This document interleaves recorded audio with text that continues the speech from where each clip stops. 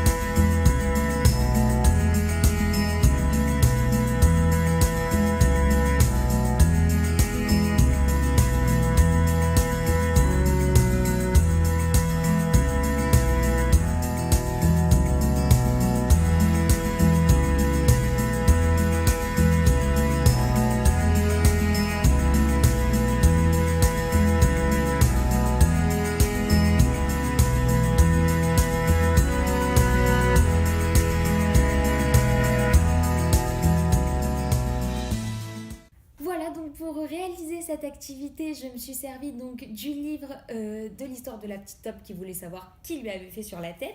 J'ai photocopié en fait les pages du livre que j'ai ensuite disposé sur une feuille A4 et cette feuille A4 je l'ai plastifiée pour que les enfants en fait puissent mettre la pâte à modeler en dessous de l'image et que ça puisse être nettoyé facilement et que ça n'abîme pas le livre.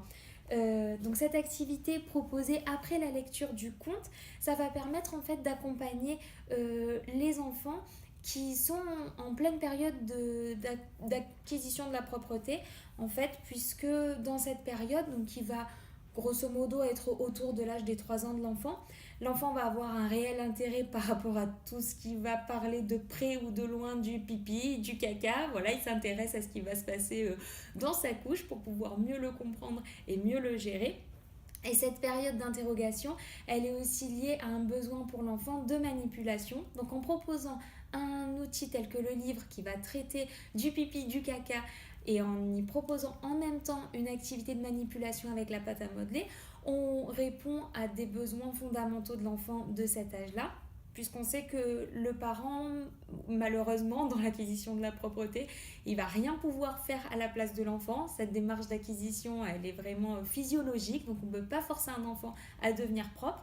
Mais en revanche, ce qu'on peut faire, c'est lui proposer des outils qui vont l'amener à mettre des mots sur ce qu'il ressent, à mieux comprendre ce qui se passe dans son corps, et du coup, pour travailler la progression entre la couche, le pot et les toilettes. Moi, je trouve que c'est un support très intéressant et en tout cas, à chaque fois que je l'utilise avec des enfants, c'est intéressant parce qu'ils sont plein de questions et c'est un moment ludique et sympa.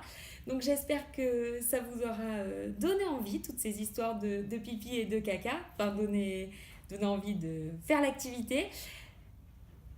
Bref, je m'égare un peu là. Allez, salut!